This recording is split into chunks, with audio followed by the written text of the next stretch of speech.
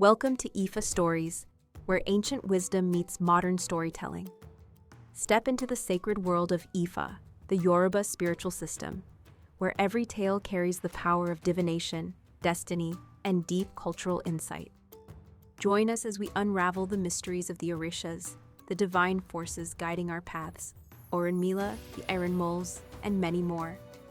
Each story is a bridge between the past and the present, weaving timeless lessons that inspire, enlighten, and transform.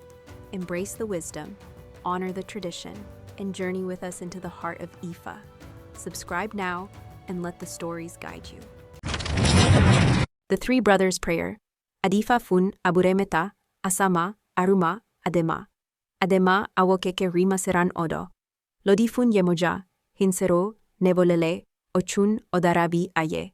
Lodi fun abatala, awo igyu juju eye. Kafere fun abatala. Offering ebo, 3 roosters, river water, soil from a hole, soil from the foot of a tree, many feathers, additional ingredients, and a lot of money. Story: there were 3 brothers, Àṣámà, Àrùmà, and Àdèmá. Àdèmá was the youngest, and the 2 older brothers envied and hated him, because he was more knowledgeable than they were, and everything he did well. He loved his brothers very much and always followed them around, but they constantly drove him away. However, he kept following them. One day, the older brothers went to the house of Àrùmà, and when he examined them, he told them, "You are 3 brothers, and one of you is standing at the door. Tell him to come in so he can perform the Ebo." They pretended to call him, but instead, they went outside and said nothing. When they returned, they told Àrùmà that their younger brother had refused to follow his instructions.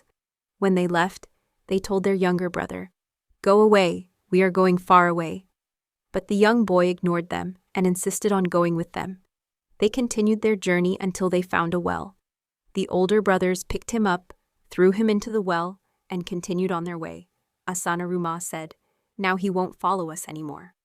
Just then, Yemoja came to fetch water from the well. When she pulled the bucket up, Àdèmá grabbed onto the rope. Yemoja felt the weight, and looking into the well, saw that it was a young boy. She pulled him out and asked how he had fallen in. He told her that his brothers had thrown him in, but that he forgave them. His brothers had gone far ahead, but he spotted them and called out loudly, "Àṣámà! Àrùmà!" He ran until he caught up with them. They asked him who had saved him, and he replied, "A black lady." Then he continued the journey with them. The eldest brother said, "Now we will kill him, cut him into pieces, and bury him." And so they did. Ochún later came looking for him at the burial site. When she saw blood, she began to dig. She found his body in pieces, and she put him back together until she resurrected him. Afterward, Àdèmá told Ochún, "My brothers did this to me, but I forgive them." Then he continued his journey, shouting, "Àṣámà! Àrùmà!" When his brothers saw him alive again, they were terrified and ran deep into the forest. As wild beasts were about to devour them, Àdèmá arrived. Using what Yemoja had given him after pulling him from the well, he saved them. However, they still did not forgive him. They said he had some kind of mystery surrounding him, so they tied him to a tree and left. Then Batala arrived, untied him, and told him, "Go to that tree, and when you see your brothers, jump toward them and run after them." Àdèmá followed the instructions precisely. However, the tree was an iwe fur, gum grape tree, and its resin stuck to his body. When he jumped, many feathers stuck to him. When his brothers saw him like that, they were horrified because they thought he was a monstrous bird.